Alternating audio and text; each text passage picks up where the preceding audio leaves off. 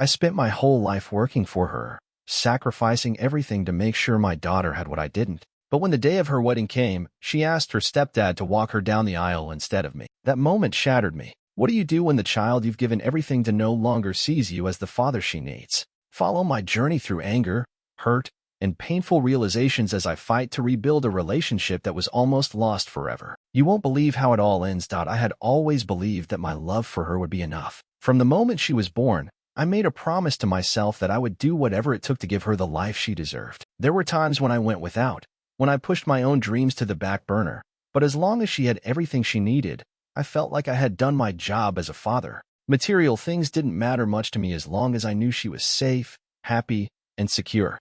I worked long hours, sacrificing my free time, my health, my happiness, all of it for her. There were days when I was tired, when I felt like I couldn't give any more, but I pushed through. She needed me. She always had. And, over the years, I became more than just her father. I became her constant, her protector, her unwavering support. The sacrifices I made didn't feel like sacrifices. They felt like the right thing to do because I loved her with all my heart. We had a bond that I thought was unbreakable. I was her rock, and she was my purpose. I believed, without question, that nothing could ever come between us. She wasn't just my daughter. She was my reason for everything. I lived for her. All my dreams revolved around her future. I wanted her to have a life better than mine, full of opportunities, love, and comfort. Every decision I made was for her, every choice a reflection of my desire to see her succeed. But life, as it often does, has a way of throwing curveballs. I had never imagined the moment would come when that unbreakable bond would be tested, when everything I had given would feel like it was nothing more than a shadow of what I had hoped for. When she got engaged, I was over the moon. It felt like a new chapter in both of our lives. I had spent so many years preparing her for this day, teaching her what it meant to love and be loved, to commit, to grow into her own person. I had always known she would eventually move forward and build a life of her own, but I wasn't ready for how much that would change me. I wanted to show her how proud I was, how much she meant to me. So when the time came to discuss her wedding, I didn't hesitate. I offered to pay for the entire thing. I had saved for years, knowing this day would come. I wanted it to be perfect for her, just like everything else I had done in her life. I thought she would be grateful, that she would appreciate the gesture, maybe even thank me in a way that would make all those years of sacrifice feel worth it. I wanted to feel like I was still important to her, like my role in her life was still significant. But when she said it, when she asked me to step aside and let her stepfather walk her down the aisle instead of me, it shattered me. I don't think she realized what she was asking, how much it hurt, how much it felt like a betrayal. But in that moment, I felt completely invisible. All the sacrifices, all the sleepless nights, the missed opportunities, the years of being there for her when no one else was. I thought it would mean something. I thought she would want me by her side, not just for the wedding, but for everything that led to that moment. I had been prepared to give her everything, but nothing had prepared me for this. I tried to hold it together, to be the father she had always needed me to be, but inside, I was breaking. I tried to make sense of it, tried to tell myself that it wasn't about me, that she loved me, that maybe it was just a decision about the wedding, and I was overreacting. But deep down, I knew this was bigger than that. This wasn't just about the aisle. This was about how she saw me in her life now. It was about how I had failed to be the person she needed me to be, how I had placed so much of my identity in being her father that I had lost sight of who I was outside of her. And so, I did something I never thought I would do. I withdrew. I took a step back, emotionally and financially. I stopped offering support. I couldn't bring myself to keep giving when it felt like my love and sacrifices didn't matter. I told myself it was the right thing to do. Maybe she needed space. Maybe she needed to learn some hard lessons on her own. But deep down, I was just trying to protect myself. It hurt too much to keep giving without feeling like I mattered. It felt like the world had flipped upside down, and I was left standing alone, unsure of where I fit anymore. I needed time to think, to reflect, to heal. But most of all, I needed help. I needed someone to help me understand how everything had gotten so broken, how my daughter and I had ended up in this place where love and sacrifice had turned into distance and resentment. The days that followed were a blur. I couldn't focus on anything. I kept replaying that moment over and over in my head. The moment she asked me to step aside. The words felt like they were carved into my chest, each one sinking deeper and deeper, leaving a mark I couldn't erase. I couldn't figure out how I was supposed to feel or what I was supposed to do next. For the first time in years, I felt lost. I thought about everything I had done for her. The years of working extra shifts, missing family events, sacrificing my own desires just to make sure she had everything she needed. All the nights spent awake, worrying about her future, about how I could give her more, do more. And then to hear her ask me to step aside as if I was no longer important, no longer the person who had given everything to see her succeed, it left me hollow. For days, I avoided her. I didn't want to face her, not because I didn't love her, but because I didn't know what to say. How could I tell her how deeply she had hurt me without making it about me, without sounding like I was asking for something in return? I didn't want to make her feel guilty, but I also couldn't just pretend everything was fine. I needed time to process, but I didn't know how to do that. I tried to distract myself, work, chores, anything to avoid the overwhelming feelings of rejection and confusion. I hadn't realized how much of my identity was tied to being her father. She had always been the center of my life, and now that it felt like she was pushing me out of her most important moment, I didn't know who I was anymore. And so, I did what I knew best. I threw myself into work. It was my way of coping, my way of avoiding the raw emotion that lingered like a constant weight on my chest. But no matter how much I tried to throw myself into the familiar, the constant hum of tasks and responsibilities, I couldn't escape the fact that something was terribly wrong. I couldn't escape the fact that I had to face my own feelings, even though I wasn't ready. One night, a few weeks after the wedding request, I found myself sitting in a therapist's office. I hadn't intended to go. It wasn't something I thought I needed, but I realized that I had no idea how to move forward. I had always prided myself on being strong, on doing everything on my own, but now I was standing at a crossroads, and I knew I needed help to navigate it. The therapist listened, asked questions, and let me talk. At first, it felt awkward. I wasn't used to opening up like that, but as I spoke, as I poured out all the anger, hurt, and confusion I had been carrying for weeks, I began to feel something I hadn't in a long time: relief. It was like I was finally able to breathe again, finally able to admit that I was hurt, that I had been wronged, and that it was okay to feel that way. The therapy sessions didn't fix things overnight, but they helped me see things in a different light. I began to realize that I had been so focused on giving her everything that I had neglected myself. I had become so enmeshed in her life, so wrapped up in her needs and desires, that I had lost sight of who I was outside of being her father. I had placed all my worth in my role as the man who provided for her, and when that role was challenged, I didn't know how to respond. The therapist helped me understand that my pain wasn't just about her asking her stepdad to walk her down the aisle. It was about the loss of the idealized version of our relationship. I had put all my hopes and expectations into this perfect image of father-daughter love, and when it wasn't reciprocated in the way I imagined, it shattered everything. I also came to realize that my need to be needed, my need to be the one who provided, the one who gave everything, wasn't healthy. It wasn't fair to her, and it wasn't fair to me. I had to learn to set boundaries, to recognize that my self-worth didn't come from what I gave her or how much I sacrificed. I needed to find a way to be her father without losing myself in the process. As I worked through these realizations, I began to understand that rebuilding our relationship would require more than just time. It would require effort from both of us. I couldn't just continue to give, expecting nothing in return. And she couldn't continue to rely on me for everything while never truly acknowledging what I had done for her. We both had to learn how to be honest, how to communicate, and how to respect each other's boundaries. It wasn't easy. It still isn't. But I knew I had to start somewhere. And the first step was understanding that I wasn't a failure as a father because I was hurt. I wasn't less of a person because I needed to set limits. In fact, it was in setting those limits that I could be a better father, a better person for both myself and for her. The road ahead was uncertain, and I didn't know if our relationship would ever be the same. But for the first time in weeks, I felt like I had a chance at healing, not just with her, but with myself. And that, I realized, was the only way we could truly rebuild what had been broken. It wasn't easy, but I slowly started to take back control of my life. The therapy helped, but the real challenge was how to apply what I was learning to my relationship with her. There were days when I felt like I was making progress, and others when it seemed like everything was falling apart again. But I had to keep going, not just for her, but for myself. The hardest part was facing her. I wanted so badly to talk to her, to explain how much I was hurting, to tell her that I still loved her, but that I couldn't keep sacrificing myself for her anymore. But I also didn't want to push her away further. I knew she needed space, but I also knew I couldn't let her believe that I had just walked away from her because of her wedding request. I had to make her understand that I wasn't trying to punish her. I was just trying to heal. One afternoon, after several weeks of therapy, I decided to reach out to her.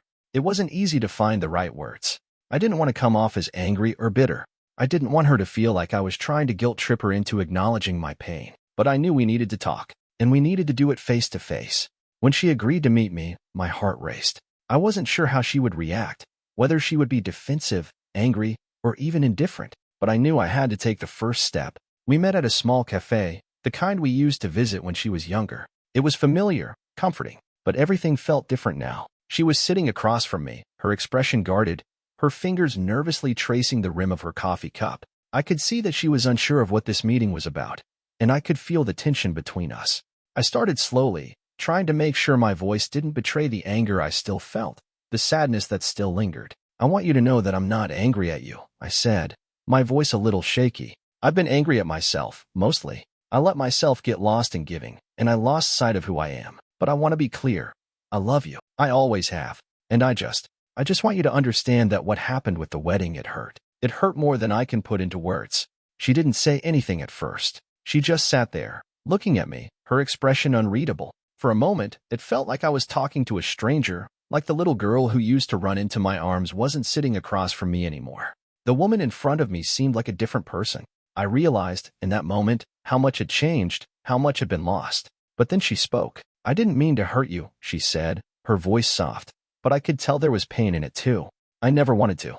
I felt like I needed to make decisions for my own life now. I wanted my stepdad to be part of that moment because he's been there for me. He's been the one who supported me when you weren't around." Her words cut through me like a blade, but I listened. I had to.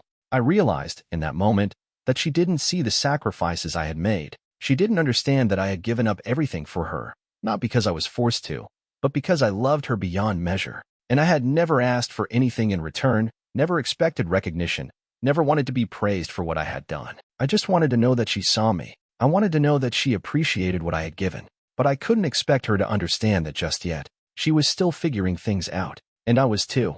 "I understand that now," I said, swallowing hard, my throat tight. "I understand that you needed something from him. But I needed something from you too. I needed you to see me, to see what I've done. And I guess I'm still learning how to ask for that."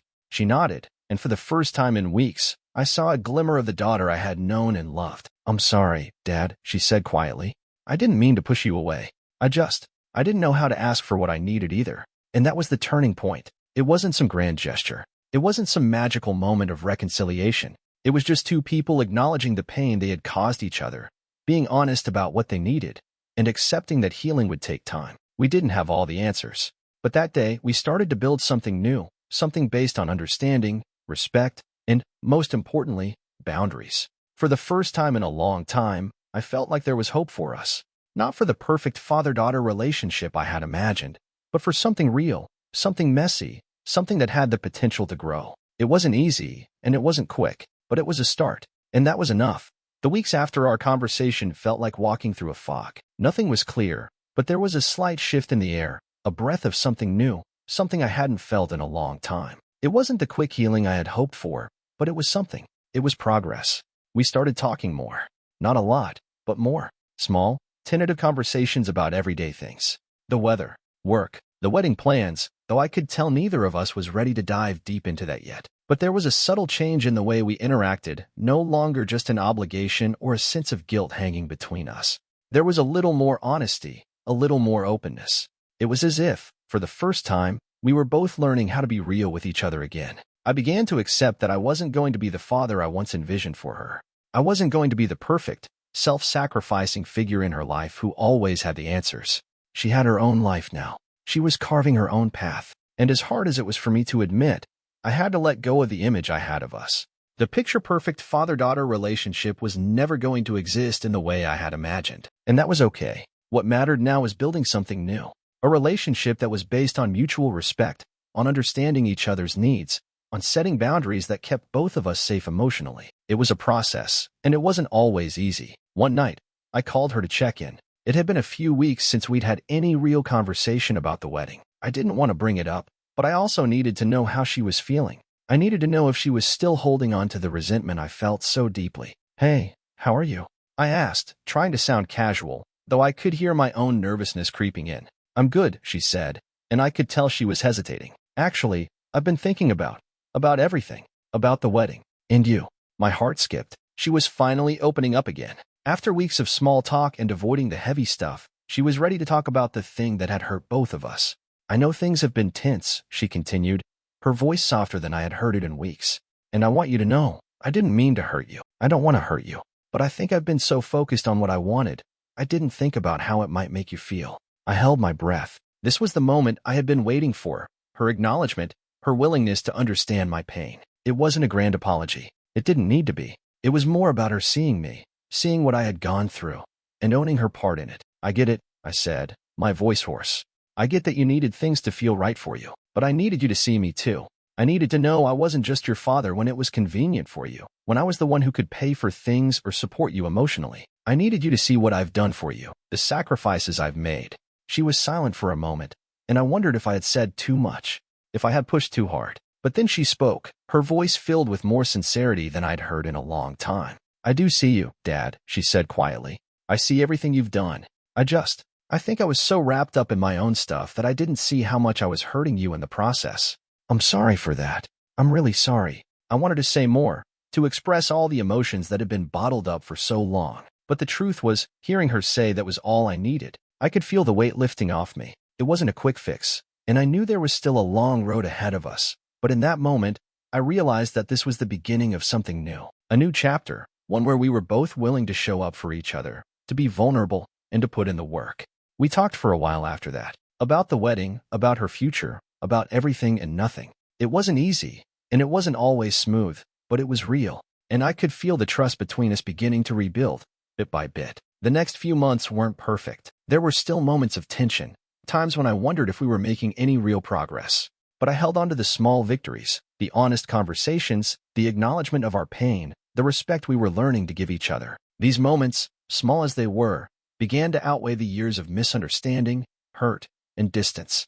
And when the day of the wedding finally arrived, I stood there at the back of the room, watching her, my daughter, walk down the aisle. She looked stunning, radiant, filled with love and hope for her future. She wasn't the little girl I once held in my arms, but she was still my daughter. And despite everything that had happened, despite all the pain we'd gone through, I felt proud of her, proud of who she had become. I wasn't the one walking her down the aisle, and maybe I never would be. But I realized that wasn't what mattered anymore. What mattered was that, after everything, we were still standing together. We had rebuilt something real, something that was ours, no longer based on perfection or expectations, but on love, respect, and the willingness to grow. The weeks after the wedding were quiet. We didn't speak much, but we didn't need to. It wasn't the absence of conversation that made things different. It was the peace that had settled between us. There was a new understanding, an unspoken acknowledgement that we had both changed, and that the relationship we had now was not the same as before, but it was real. I still remember the first time we had dinner together after the wedding. It was awkward at first. Neither of us knew exactly where we stood, but we both knew we had to keep moving forward. So we ate our food, talking about the small things, work, life, plans for the future, but underneath it all was a quiet recognition of the work we'd done. I wasn't the same father I had been before, and she wasn't the same daughter, but we were still there for each other, in our own way. The relationship we had, the one we were still building, didn't need to be perfect anymore.